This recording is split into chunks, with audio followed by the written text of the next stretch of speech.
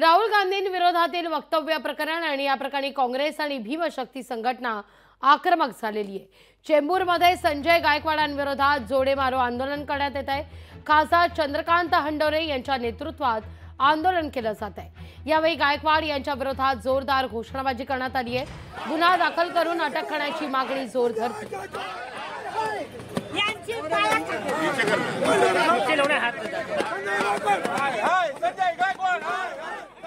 संजय गायकवाड हा नराधाम, त्याला आमदार म्हणतच नाही, नराधाम हा अश्लील वक्तव्यासाठी प्रसिद्ध आहे। मागच्या वेळेस पण त्याने मागासवर्गीयांच्या ॲट्रॉसिटी संबंधामध्ये अत्यंत घाणेरडं विधान केलेलं होतं आणि काल पुन्हा त्याने राहुलजी गांधी आमचे नेते या संबंधामध्ये ही भूमिका त्याने घेतलेली आहे। पहिल्यांदा मी त्याचा निषेध करतो आणि त्याला तात्काळ शासनाने अटक करावी आणि त्याच्यावर कडक कारवाई करावी अशी मागणी करतो।